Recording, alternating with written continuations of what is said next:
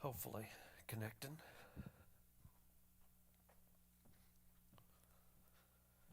Well, it says we're live. Let's get this part of it right. Okay. Hey, I'm hearing myself. It's not letting me kick that button.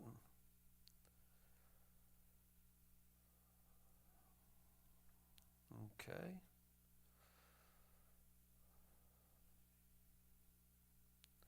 Almost there. Always have to get this.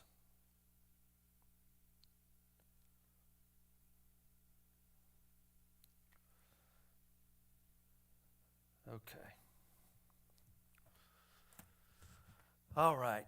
The very thing that we have been talking about, discipleship, that's what this lesson that we've been on Wednesdays has been about. Follow me.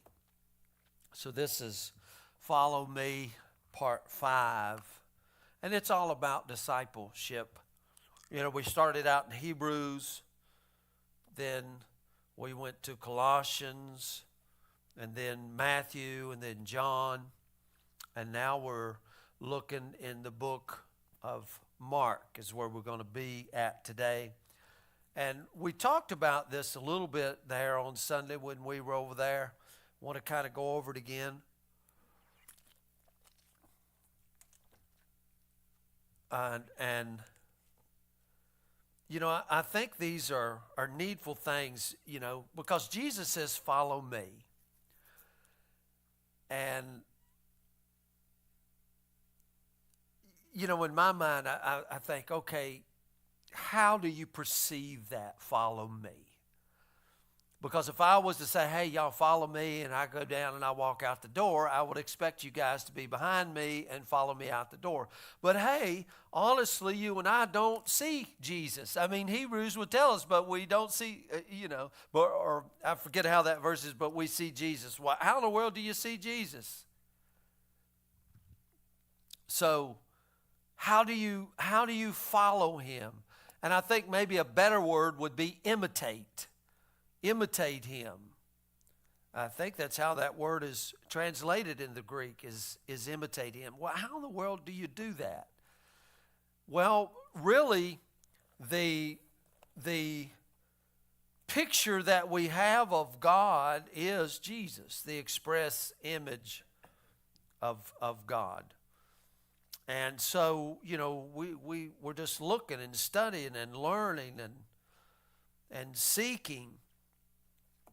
Well, in Mark's gospel, a lot in Mark's gospel, it's immediate. But Mark is giving us a picture of this servant king. I hate to say a king who's a servant, but the servant king. The servant king. And just those very words probably sound contrary to our minds because, you know, the kings don't serve. The kings are served. But Mark is giving us a whole different view of what discipleship is all about. And I want to give us a couple of pictures here. A couple of pictures. First, we're going to go to Mark chapter 10, verses 35 through 40. I'm going to read that and then give you another picture here. Maybe things will be explain themselves. But here we go. James and John, the two sons of Zebedee, came up to Jesus saying to him, "Teacher, we want you to do for us whatever we ask of you." Now, to me, that statement comes out kind of hard, but you know, Jesus has invited us 2 or 3 times to ask of him whatever. Well, these guys, you know, the sons of thunder here, the boldness. Now remember, you know, John is probably 14 or 15, 16, 17 years old. He's a young cat, James. So they're coming up to Jesus. Hey, Jesus, we want you to do whatever we ask you to do. Jesus, instead of rebuking them and saying, you guys, no way, Jesus says, okay, what do you want me to do for you?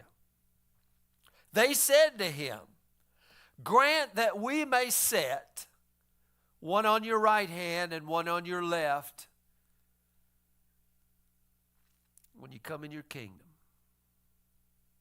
But Jesus said to them, you don't know what you're asking. Are you able to drink the cup that I drink, or to be baptized with the baptism which I am baptized? They said to him, we are able. And Jesus said to them, the cup I drink you shall drink, and you shall be baptized with the baptism with which I am baptized. But to sit on my right or on my left is not mine to give, but it is for those whom it has been prepared. There is so much. We could spend a year in that right there. What kind of baptism was Jesus going to be baptized? Well, I thought he was already baptized in the River Jordan.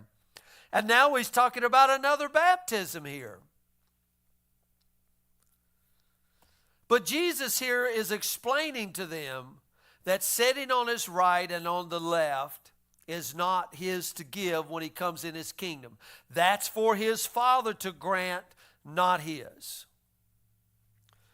Now, it ought to tell us right here that for Mark, if you believe Mark in his writing here, Jesus becomes king when he's crucified. Now, that is so key. Because he had that placard above him, Jesus of Nazareth, King of the Jews. And on his right hand and on his left hand wasn't James and John. There hung two thieves, two insurrectionists. No wonder Jesus told James and John that they didn't know what they were asking for when he comes into his kingdom. We ask for a lot of things. We don't have no idea what we're asking for.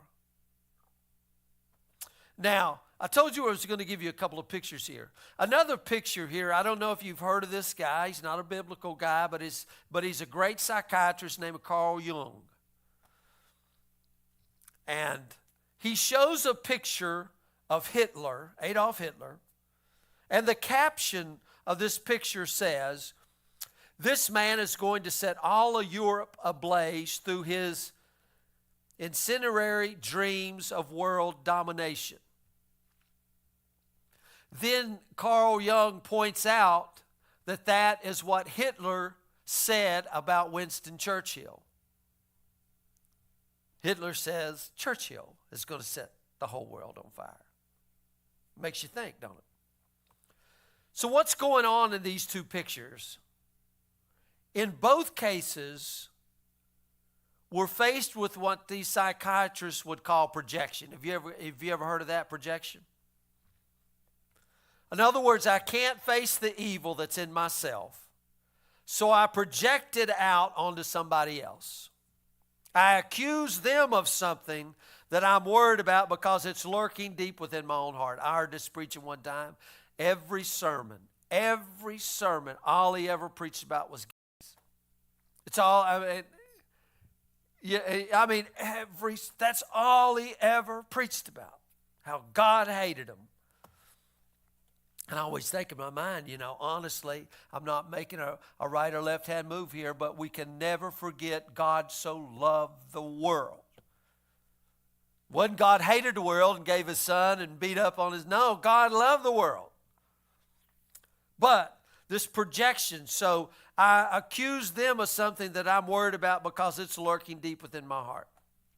And sometimes it's why parents find their children annoying sometimes, because their children are little mirrors of themselves. So we can see here quite clearly how this projection works in the case of Hitler. He dreamed of world domination and was setting all of Europe on fire as a result. But what about James and John here? See, James and John, by their behavior all through the gospel, see, we just always want to bring Peter, right? Peter's the guy we always want to pick on. Who was the one that wanted to call down fire? Yeah. James and John, by their behavior all through the gospel story, were eager for Jesus to mount this serious Jewish revolution. And they, like most in that day, wanted the Messiah who would defeat the Romans, cleanse the land of all paganism, and establish Israel as the top nation in the world. They were just waiting. I mean, this kind of sounds like Americans, right? We want to have the number one currency. We want to be the number one. We want to be top dog. The trouble with that picture or with that dream was that it always painted its pictures in contrasting tones, goodies and baddies. Hey, we're the Jews, we're the goodies. Isn't that the way it's projected in the world? We're the Americans. Hey, we're the good guys. We're the only democracy in the whole world. We're the greatest people who ever lived. Right? That's what Hitler said. We're the great people. So if we're the great people, then they have to be the bad people, right? One of the Dead Sea Scrolls calls it, in one of them, it called it the war of the sons of light against the sons of darkness. Now, the Jews of Jesus' day, like many revolutionaries, kept their revolutionary dreams by painting their oppressors as totally evil and themselves totally pure. Isn't that the way most people do? The problem with that wasn't just that things aren't that simple in real life. The problem was that to think in terms of revolution, of military revolt against Rome, was itself a total betrayal of the purposes for which God caused Israel in the first place. Why did God call Abram to start with? To conquer the world, to beat up the world, had number one currency in the world. What was he there for? To bless. Israel had been called to be the light of the world. And James and John were bent on extending the darkness, defeating the evil regime with an evil of a violent revolution. That's what they wanted. They were ready. They were just looking for this king. And God had promised Abraham that in his seed all the families of the earth would be blessed. And James and John would have been content to have had the other families of the earth be cursed and reduced to subjection. They just wanted to flip the script.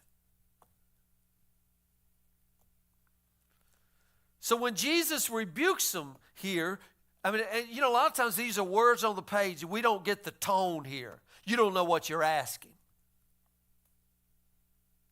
It isn't for a minor misunderstanding. They have missed it. They've embraced the entirely wrong vision of God and all of God's purposes. They missed it. Instead of sharing in Jesus' vision and becoming part of the solution, they had become part of the problem. So Jesus addresses the 12 with these solemn words which point up for Mark the significance of the cross and which point on for us to the wider meaning of the cross for us today. And its clear implications for what following Jesus is really all about. He says this, verse 41. Hearing this, the other 10 began to feel indignant with James and John. Calling them to himself, Jesus said to them, he gathers everybody up, you know that those who are recognized as rulers of the Gentiles domineer over them. And their people in high position exercise authority over them, but it is not this way among you. Rather, whoever wants to become prominent among you shall be your servant. Whoever wants to be first among you shall be slave of all. For even the Son of Man did not come to be served, but to serve and to give his life as a ransom for all. Wow. See, there's a different sort of kingdom, a different sort of power. Because the world runs on this principle that might is right, right? Might is right. You don't know how many people that I talk to on a daily basis. And you know, of course, we've been out of the news loop here for a little bit, but with what's going on in the Middle East. And you know what they say? Man, they ought to make a parking lot out of that place. That's what they think of God's creation and these people. Well, they're just evil people and God needs to kill them all. See, I'm pure. I'm good.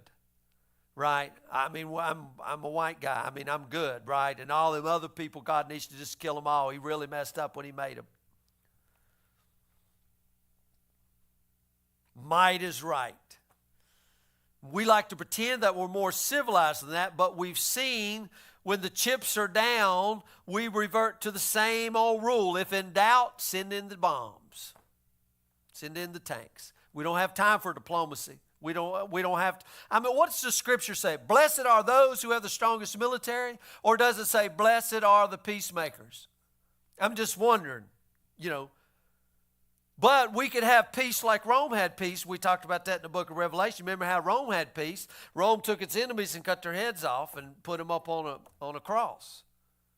We could have peace that way, and that's how the American peace and all the peace that's been throughout the world. But the peace that I give you, this peace Jesus talks about is beyond comprehension. It's beyond understanding. Because all other peace comes by the edge of a sword at the end of a bomb or a gun barrel. And the trouble with that is, it sometimes works. And you know what? It had worked for the Jews in the not too distant past. You remember the Maccabees and some of these times they had the rebellions and they actually gained their freedom. And you can read in the scriptures, hey, you know, sometimes God has really, you know, by the edge of the sword had given us this peace. This is what we want. And James and John and thousands of others just like them hoped that it would work again, and they were looking to Jesus to spearhead this operation. You know, in John's gospel, they tried to make him king. Now notice Jesus doesn't react to this with what we might call the quietest option. And to see the full force of this, we got to take a little step back here. On the night Jesus was betrayed, Jesus could have taken two options very different from the one that he did. I mean, one option that he had was he could have summoned 12 legions of angels, right? Literally or metaphorically. I mean, if he'd have wanted to spring a surprise attack, there would have been thousands of people there that would have rallied to him. I mean, all the Jameses and Johns that were crowding around Jerusalem for Passover, all of them probably concealed carry daggers and swords, and they might have gotten away with it and established a new regime and cast the Romans out and made a Jewish state free from the Romans. They could have done that. Jesus said, hey, if my kingdom was of this world, my people would fight. They were ready. Peter drew that sword, cut Malchus' ear right off. They were ready. They thought, this is it. But what would that have regime stood for? No different than anything else. Would it have stood for loving your enemies? Praying for those who persecute you? No way. It would have been just another government that started with high ideas and then achieved power by compromising those high ideas. It would not have been the kingdom of God. Now, Jesus' first option then was to lead the revolt. The other option was the quietest one, the option of retreat. He could have left Gethsemane, snuck out, taking his disciples over the hill of Mount of Olives, through Bethany and down all the way to the Jordan River. Now you think, well, nobody could do that King David did when he was on the run from his son Absalom. He done it in a single night 1,000 years before. Jesus could have done that, got his disciples away, been well away from the trouble. They could have set up a little community in the wilderness, you know, a little church in the wilderness, saying the Lord's Prayer 3 times a day and waiting for God to do something. Perfectly safe, perfectly pure, and useless. You know, I mean, you think about that. Perfectly used. And, this is what I see with the church today. Perfectly safe. We want to keep everything up. We don't want to touch the unclean thing. And perfectly useless. Jesus didn't choose either of those options, did he? Instead, he stayed in Gethsemane, waited to be betrayed by Judas with a kiss, and he stood silent before his accusers until when he spoke, it was with a claim so devastating that it was bound to have him condemned. While the revolutionaries crucified with him were swearing, I'm saying the revolutionaries, thieves, whatever you want to call them, they were cursing and swearing. Jesus stayed mostly quiet during those hours on the cross. He didn't respond to the mockers. He didn't respond to the voices outside of him or the voices inside of him who told him that the King of the Jews ought to be defeating the Romans, not dying on a cross at their hands. You know those voices had to be going through his head because he was tempted in all points like we. I mean, by definition, a crucified Messiah is a failed Messiah, right? Everybody knew that the Messiah should be this triumphant warrior king, son of David. Everybody, that is, except Jesus. I mean, the scriptures, David was a man after his own heart, but he was also called a bloody man.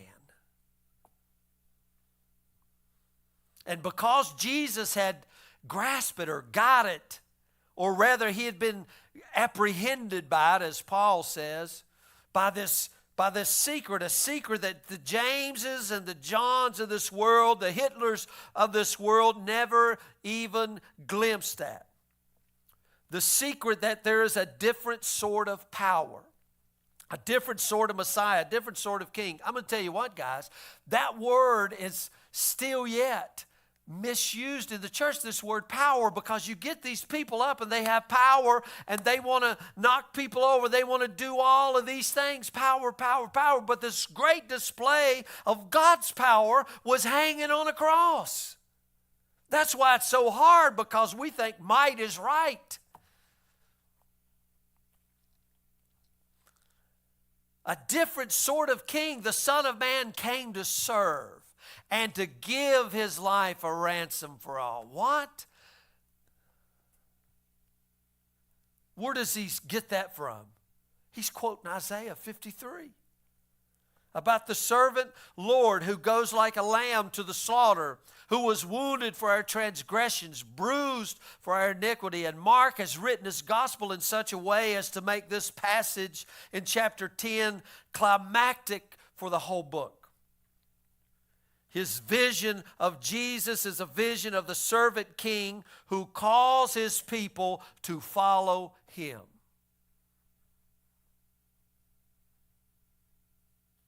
So if Jesus didn't choose the revolutionary line or move out to the country position, what was his third option? And what would Mark be telling us to concentrate on as we try in following Jesus to imitate him? Jesus' third option was to take this projected evil of the world and draw it onto himself. See, that's a huge statement right there, because, most Christians believe God was somehow beating up Jesus, pouring out all of his wrath, just beating the pulp out of his son. God so loved the world that he just beat Jesus to death. But no, he was drawing all of the evil, unto himself. And you can only understand how that works if you see the world through Jewish eyes. For the Jews always believed that their history, and they were rightly so, their national life was the focal point of the history of the whole world. And that's not wrong. I wish people would get this. I remember J.W. and I had a long talk about this one time, because it ought to be, as the church goes, so goes the world. And unfortunately for us now, that's basically the way it is. But the church is to be the leading, the light of the world. And if the church is in darkness, then how great is that darkness? But this is what the Jews had always believed. Their history, their national life was the focal point of history for the whole world. Their God was the creator of the universe. Jerusalem was the center of the world. And their history was the rudder that would steer the ship of world history.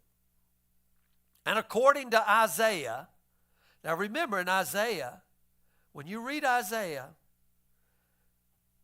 their sacrificial suffering would be the salvation of the world. You see, when they read Isaiah 53, they didn't think it was about a man because, see, in Jewish mindset, they were one. I mean, you understand here. They had no idea that their Messiah king would be suffering, but they believed that they as a nation would suffer, but that suffering would be for the salvation of the world. I mean, it's tough to get people's, in this kind of Jewish mindset. And according to Jesus, that sacrificial suffering would be focused upon one man, their anointed representative king, Jesus. This was the destiny that Jesus had glimpsed, had saw. And he would draw onto himself the pain of Israel, just as Israel always seemed to draw onto herself the pain of the world. And instead of projecting evil out into the world, instead of keeping the pain in circulation by passing it on, Jesus would bear its full weight in himself.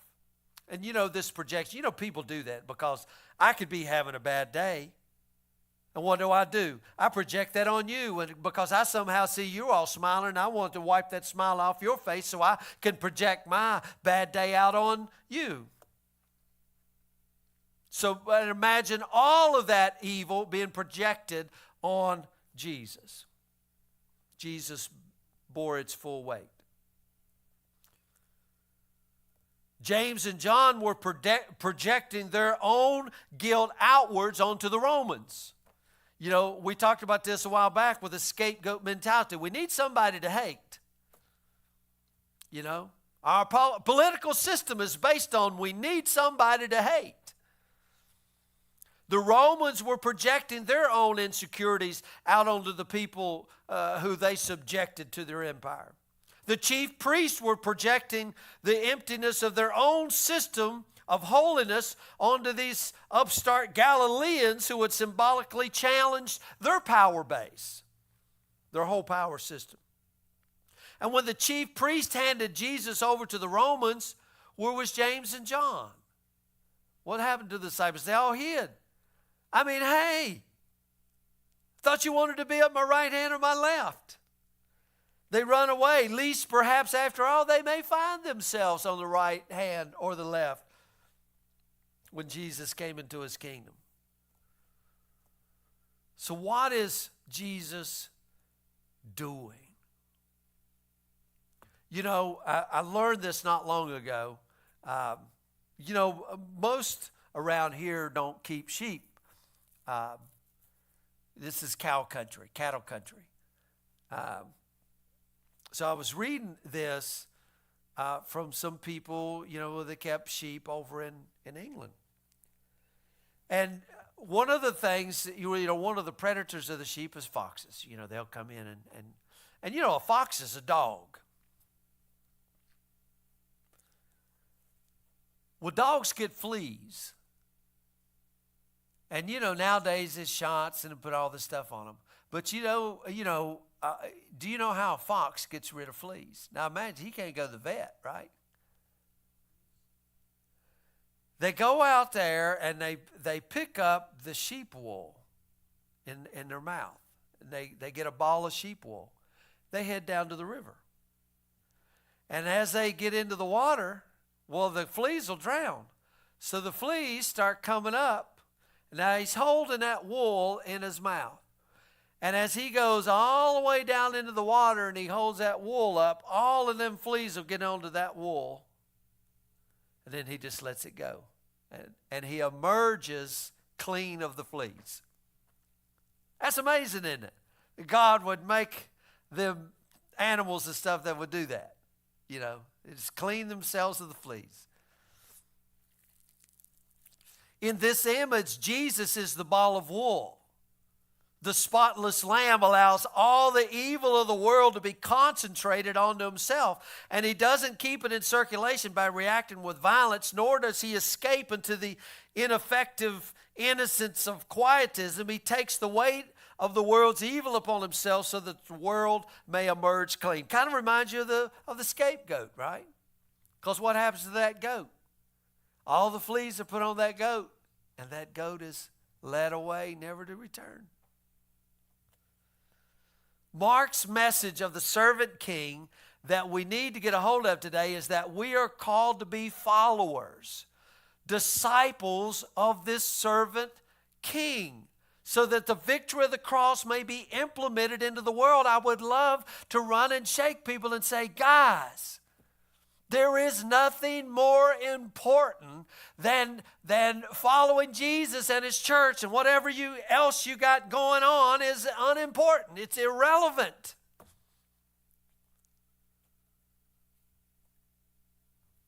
I can't stress that enough. And, as the church goes, so goes the world. So when we're looking at all of the mess, look right back. Don't project it out and say, hey, this guy's going to listen. I don't care, all the elections and all this other stuff, man. I've said it before. The church is to be this light of the world, to bring this healing and all of this stuff to the world. But the church has got the escape mindset. Hey, we don't care. We're saved. Heck with y'all. God could have had that mindset. He could have said, heck with y'all, and just, David asked the question, what is man that thou art mindful of him? My gosh, if I was you, I would just kill everybody and wipe them out and start again.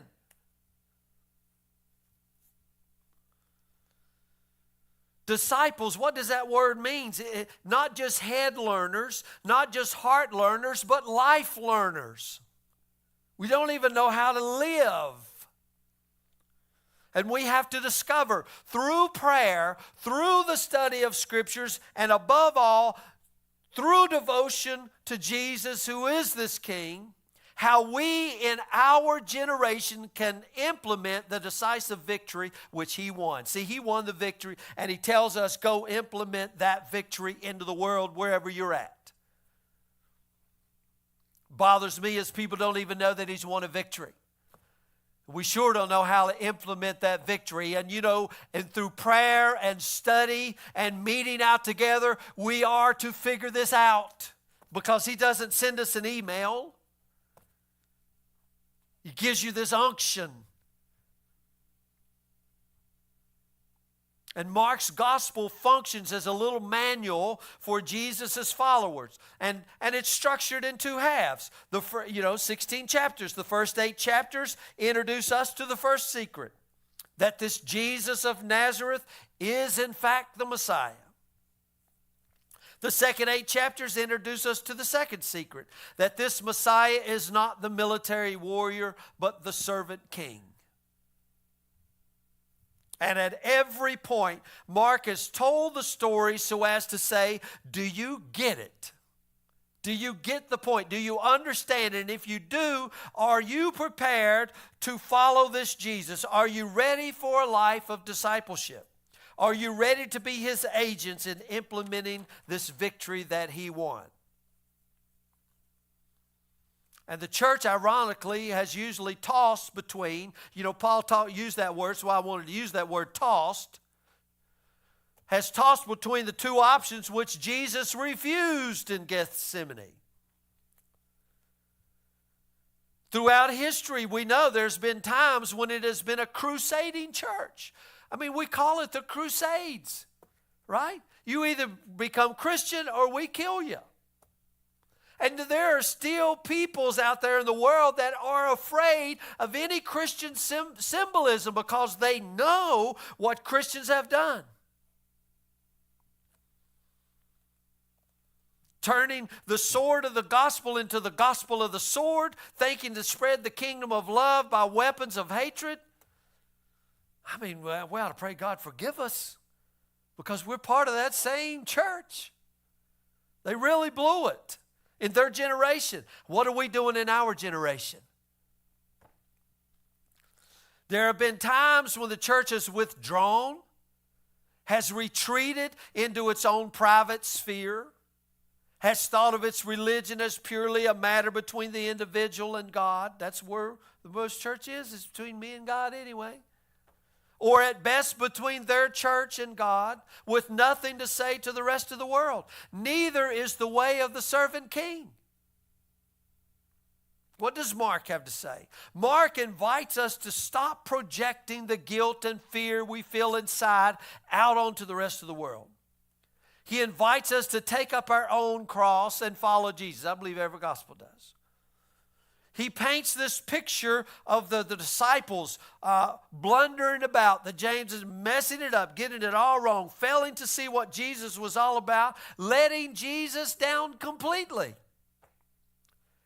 And yet, he continues to show Jesus teaching them, loving them, leading them, and ultimately dying for them. That's where we start. And if anybody hearing me feels like you've blundered about, got it all wrong, misunderstood Jesus and let him totally down, then Mark has good news for us. This good news includes an invitation to Jesus' table. We've been invited. Yeah, we totally blundered and messed it up. And he says, come and eat. I mean, what kind of person is this king? And then he serves us. I mean, come on.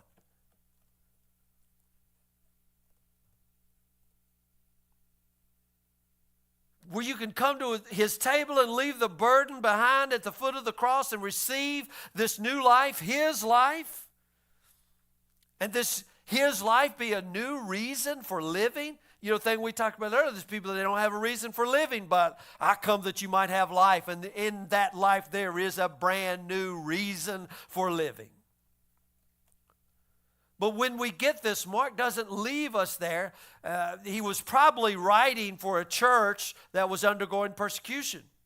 His invitation to discipleship wasn't a mere matter of private piety, I'll just use that word, but was a call to people to stand up for the true God and his servant Messiah in the dangerous public arena of the real world. As you tell people, this might cost you your life. I mean, he invites us to become part of the solution instead of part of the problem. Mark calls the church to abandon its imperialistic dreams on the one hand and its passive non-involvement on the other hand, and to become for the world what Jesus was for the world. That's a high calling, isn't it? That is what discipleship or following Jesus really means. Be for the world what Jesus was. Now, that's what is going on when the church accepts the fact that it suffers in a recession just like everybody else. But during that finds creative ways forward in mission and worship despite losing income.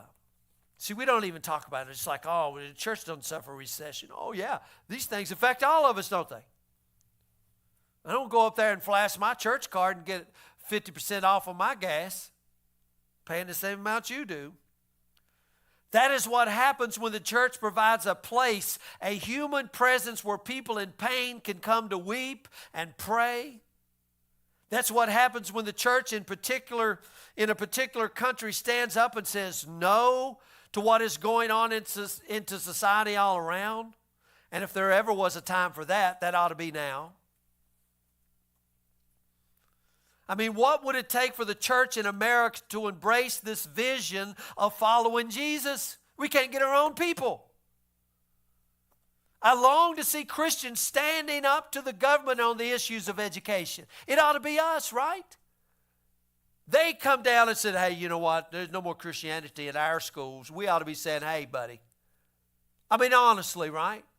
Well, it's said and done by the Supreme Court. I want to tell you something. There's another Supreme Court. There is another Supreme Court. God, who is the judge of the quick and the dead. There's another Supreme Court, so don't tell me these things can't happen. We just give it up.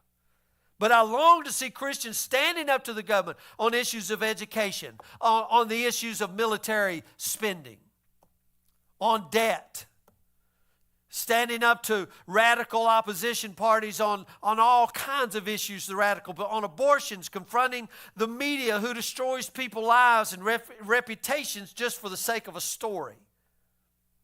But it's got to be done in the right way. Not with the swords, in a loving way.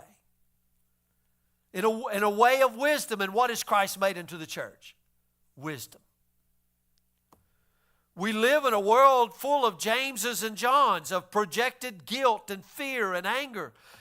There's no point in the church simply keeping all of that in circulation. We don't need any more Jameses and Johns, Christians who project their own insecurities out into the world and call it preaching the gospel. We need Christians who will do for the world what Jesus was doing. The church must be prepared to stand between the warring factions, like the ref. And sometimes, you watch a lot of boxing matches, every now and again the ref will get knocked plumb out. That's what happened to Jesus, wasn't it? Took him out. We must be prepared to stand there. Risk being knocked out by both. The church must be prepared to act symbolically like Jesus to show that there's a different way of living. We must be prepared to be the agent of healing. Cancers, a lot of diseases people get, you remember back in the 80s, anybody that had AIDS, they were the modern day lepers. And even when COVID first came out, it was like, oh my God, you're a leper. You got God's wrath disease on you. Taking up the cross is not merely a passive operation. It comes about as the church attempts in the power of the Spirit to be for the world what Jesus was for the world. What? Announcing the kingdom. That's what he said. When you go and you heal them, tell them what? The kingdom has come. He didn't say tell them, oh my God, you got healed, you're going to go to heaven when you die. No, tell them the kingdom has come to you right here, right now. Healing the wounds of the world. Challenging the power structures that keep pain and anger in circulation. We need to pray that we will have the courage as a church and as Christians to follow the servant king wherever he leads. That's why we come to his table. We've already seen in our time what happens when people dream of world domination. We've seen it. And they use force and power to achieve it. What we haven't seen, what might happen if those who worship the servant king, now enthroned as King of all kings, Lord of all lords, what might happen if those who worship this servant king were to take him seriously enough to take up our cross and follow him? We haven't seen that, have we? We haven't seen that. And that is what Mark in his gospel is reminding us. This is precisely what the servant king is calling us to do. I will quit with that.